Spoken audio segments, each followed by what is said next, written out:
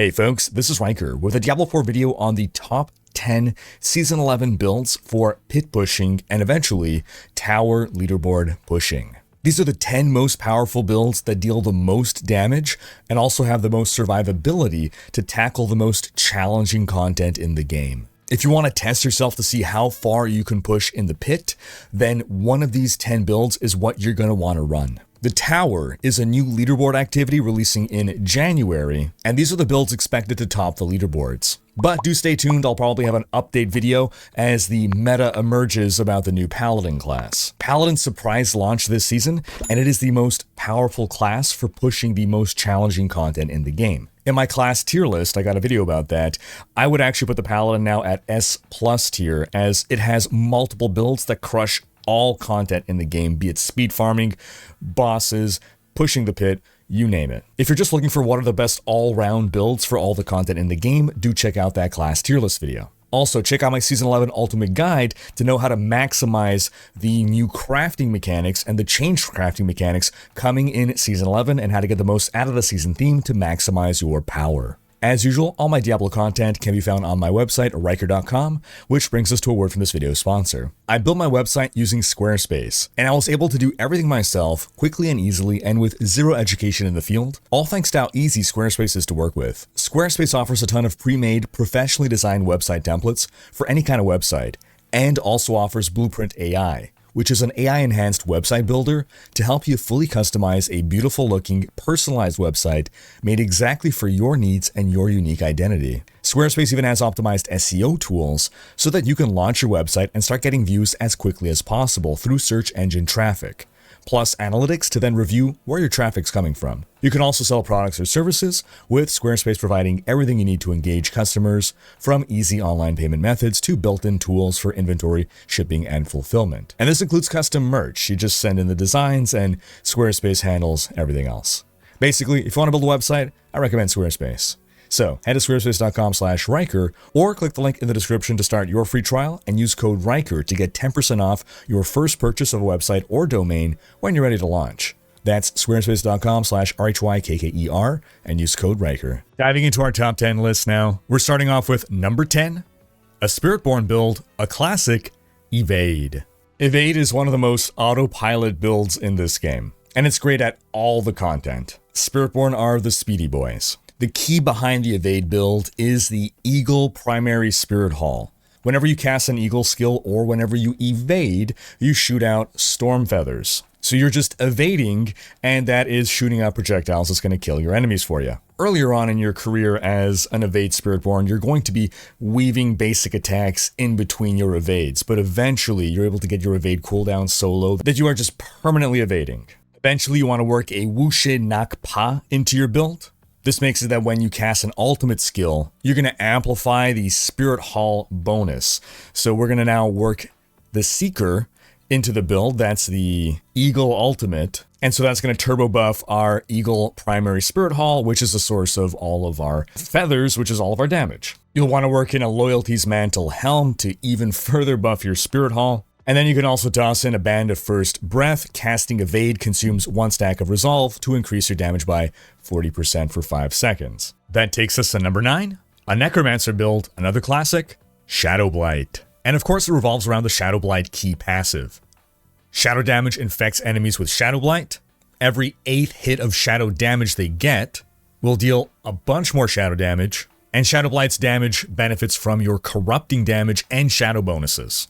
So you're going to try to stack as many different overlapping damage distances as you can on enemies. So we're using Blighted Corpse Explosion as a darkness skill. We're using Blight, and you don't even need any uniques to get this build running. The Blighted aspect of course helps. Consecutive hits with the Shadow Blight passive deal increased damage. The Decay aspect, each time the Shadow Blight key passive deals damage to enemies, it increases the next Shadow Blight's damage by even more. So altogether you're just able to stack a ton of multipliers here. Coming in at number 8, we have a sorcerer build, Crackling Energy. This is the one sorcerer build of Season 11. And for it to work, you need to get the unique amulet, Isidora's Overflowing Cameo. Crackling Energy is a sorcerer mechanic, and this build fully utilizes it to its maximum potential. With Isidora's, you are gaining damage reduction per Crackling Energy charge, You are gaining move speed whenever you pick up crackling energy. You are gaining a ton more crackling energy damage. And crackling energy now gains 10% damage for every level in shock skills you have equipped, and enemies hit have a 5% chance to refund a charge. Upon reaching max crackling energy, you rapidly unleash all charges on the closest enemy to you, dealing 80% increased damage. Ball lightning is the vehicle that we're going to use to generate our crackling energy. You're going to grab the charged flash aspect. Crackling energy deals a bunch more damage. You're going to get the Orsivane unique mace. For each defensive skill not on your action bar, you deal 40% increased damage. We're going to take none of the defensive skills and turbo blast our damage. We're going to grab the Galvanic Azurite Ring. Lightning damage leaves enemies magnetized for 4 seconds, causing them to emit crackling energy and increasing all lightning damage they take from you by 60%. And we're going to take Bounding Conduit. Teleport's cooldown is reduced. After teleporting, crackling energy hits 2 additional enemies for 5 seconds. If not for Paladins, this would be the build of the season because it is just dominating all content. It is super fast and super strong. It's just not the best at pushing as far as possible into the pit, but it is the best sorcerer build for doing so. That takes us to number 7, a rogue build, Heartseeker. I'm glad Heartseeker is back this season. We've seen it sort of on and off, come into the meta, fade away from the meta. This is a basic attack build. It's not the fastest rogue build, but it's going to bang out the most damage, whether it's against single target or packs of enemies. And getting yourself a Shard of Arathiel is when this build really starts to rock and roll. Basic skills deal a ton more damage, but cost primary resource. Basically, they're no longer that basic. Work in some Pain Gorger's Gauntlets. Damaging enemies with a non-basic skill cast marks them for 3 seconds. When a basic skill first hits a marked enemy, the basic skill's damage is echoed to all marked enemies, dealing a bunch of increased damage. It also natively adds a bunch of ranks to your basic skills. Pop on an aspect of adaptability, and now basic skills generate 5 additional primary resource once per skill, and basic skills deal increased damage for each point of primary resource you have, up to 500 resource. It's a pretty straightforward build to play and pretty tanky as far as rogues go. That takes us to number 6, a barbarian build, Hammer of the Ancients. If we're talking about core skill builds, Hammer of the Ancients is going to be the tops. This is another build where you're going to want to max out Max Fury. More Fury. We're going to grab the aspect of Ancestral Force. Hammer of the Ancients quakes outward for increased damage, and this bonus is tripled against bosses, helping with that single target. Grab the Mantle of Mountains Fury chest piece, another 100% multiplier on Hammer of the Ancients damage after Earthquake explodes. So we're going to want to work Earthquakes into this build. This also gives us a ton of ranks to Hammer of the Ancients, and Hammer of the Ancients forms a seismic line that deals us damage and slows enemies' hit. All these combined make Hammer of the Ancients quite a large AoE skill. So of course we work in that Ramalani's Magnum Opus, skills deal more damage per point of fury that you have. We work in the Battle Trance, more max fury, attack speed multipliers, damage multipliers. We'll work in a Saber of Tazgal, that's more ranks to core skills. This is a really interesting item because it makes you deal increased damage for each damaging skill you have equipped, and another multiplier on that for 15 seconds when each of those skills is used. So in addition to Hammer of the Ancients, we're going to have Bash dealing damage. We're going to have Ground Stomp dealing damage. We're going to have our Wrath of the Berserker dealing damage. To generate earthquakes, we're going to use the Earthquakes aspect. Ground Stomp creates an earthquake, and while you're standing in an earthquake and for 4 seconds after, you deal more damage. We're going to grab some T-Bow's Will Pants to stack yet more max resource, and we're going to slap on an aspect of Anger Management. While above 50 Fury, deal increased damage and gain Berserking, but drain more Fury per second. That takes us to number 5, another Barbarian build, Lunging Strike.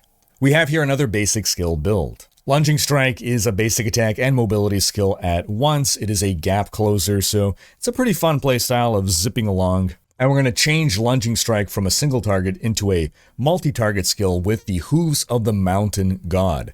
Casting a basic skill while at max fury causes your fury to increasingly drain until you run out, during which your basic skills now cleave while dealing double damage. We're going to add some Pain Gorger's Gauntlets. We spoke about those with the Rogue build, but again, more ranks to basic skills, damaging enemies with a non-basic skill, marks them for 3 seconds, and then when a basic skill first hits a marked enemy, the basic skill's damage is echoed to all marked enemies, dealing more than double damage. Of course, we also toss in that Shard of Varathiel, more ranks to basic skills deal, again, more than double damage, but cost 25 primary resource. For good measure, we're going to work in a Ramalandi's Magnum Opus. Skills deal increased damage per point of fury you have, but 10 fury drains per second. Bring in the aspect of adaptability then. Basic skills generate 5 additional primary resource, and they deal increased damage for each point of primary resource that you have. We want to now stack a bunch of fury to benefit from the more damage from more fury, so we're going to get a Battle Trance Amulet to get even more max fury. Gives us also some attack speed and damage multipliers, and we're actually going to work Hammer of the Ancients into the build, which makes you gain 10% more fury and 10% more max fury for 5 seconds for each enemy damaged by Hammer of the Ancients, stacking up to 10 times. That's 100% more fury. More fury. That takes us to number 4, a druid build, Pulverize. Pulverize is basically the Hammer of the Ancients of the druid. Slam the ground with big AoEs. You do a lot of damage. You're pretty tanky. Pulverize has been around for a long time, and modern variants of Pulverize are using the Rotting Lightbringer to create poison puddles. So if there's no puddle around you, Pulverize forms a puddle that guarantees its own overpowers and deals a ton more damage. Pulverize causes all close puddles to splash 60% of their total damage within their areas and around them. This is a Werebear build, so you're using the Survival Instincts Legendary Paragon node. While on Werebear you deal more damage, you have 1% increased overpower damage up to 25% for every 1% difference in current life percent and fortified life percent between you and the enemy. We're also going to grab Ursine Strength, gain 30% max life, 20% more damage, and 100% overpower bonus while in Werebear form.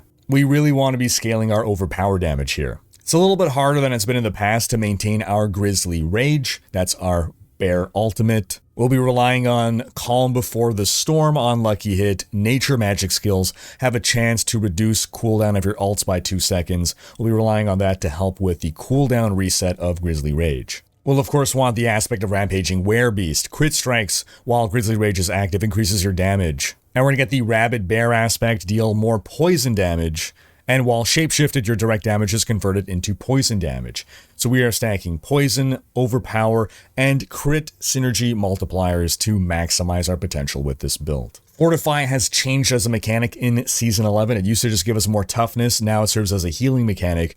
Druids, nonetheless, are still very good at generating Fortify. We're going to get the aspect of Retaliation. Your core skills, Pulverize, deal more damage based on your amount of Fortify. And that now takes us into our top 3, which are all Paladin builds. But right before we get into our top 3, I want to start with an honorable mention. And the only reason this isn't on the list itself is just because I don't want this list to be all Paladin builds. I want to give the other classes a chance. But honorable mention to the Paladin Wing Strike build. This is probably the easiest to run Paladin build in the game. Wing Strikes is not a skill. It is something that is enabled via the Disciple Oath. With a Disciple Oath, whenever you cast a Disciple skill that has a cooldown, you are granted Arbiter.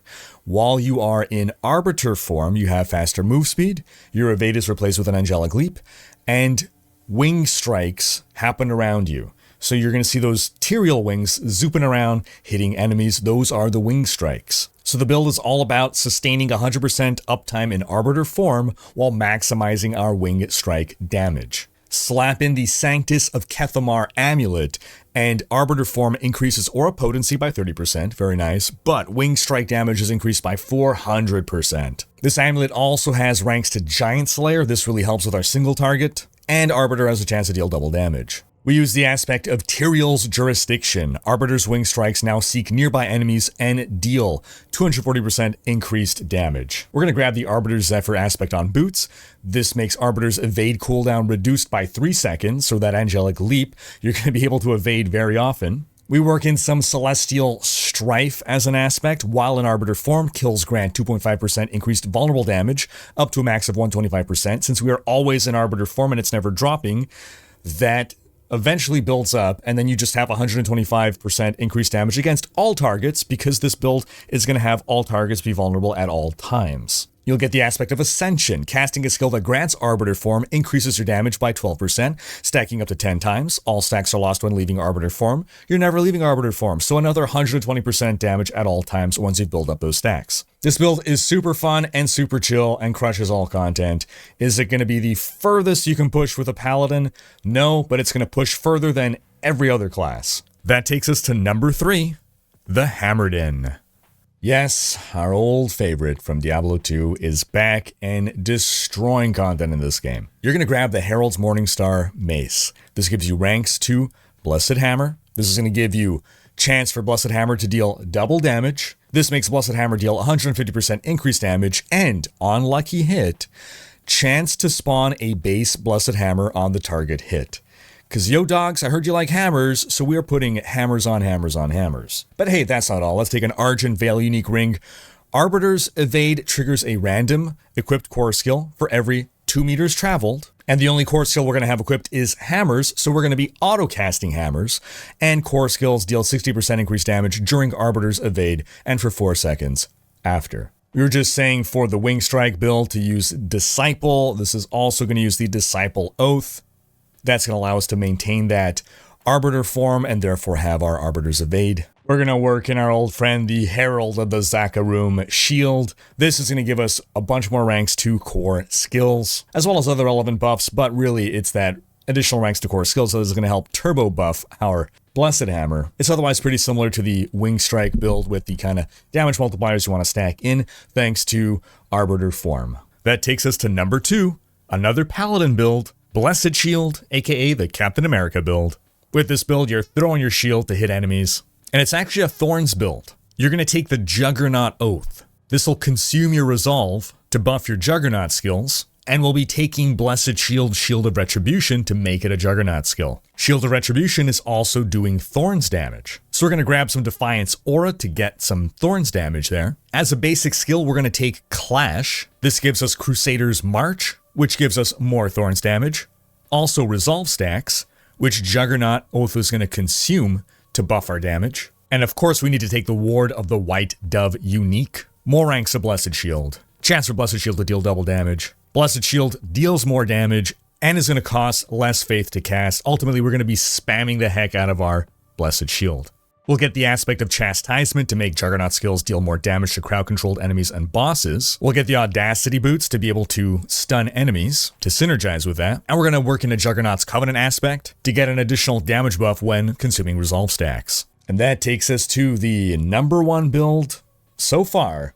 Who knows how the meta will change in another week or two, but as of right now, the Judgment Paladin, it seems to be the number 1 build, and this is a Spear of the Heavens based build. But the thrust of the build is really triggering Judgment as often as possible.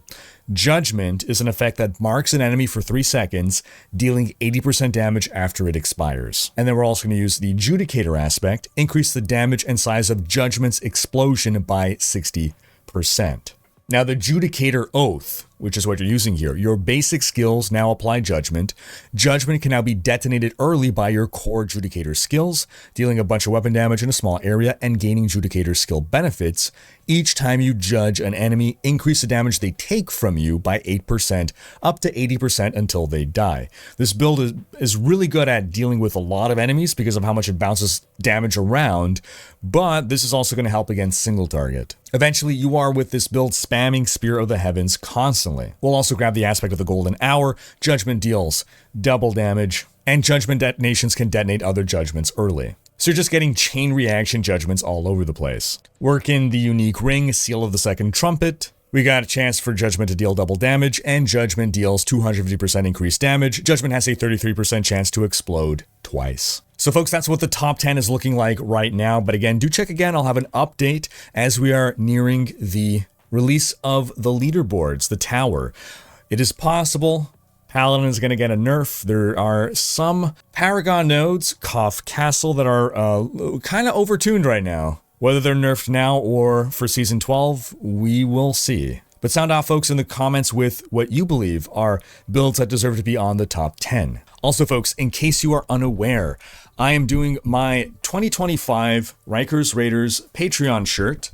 Anyone who's a Patreon supporter by the end of December 21st, will get their name on the shirt, even at the $1 pledge tier. That's patreon.com/Rhykker. The 2024 shirt, for instance, is in the shop right now. Thanks for watching. Special thanks to my Patreon supporters for making these videos possible. If you enjoyed this video, give it a thumbs up and subscribe to join Rhykkers Raiders for more Diablo content.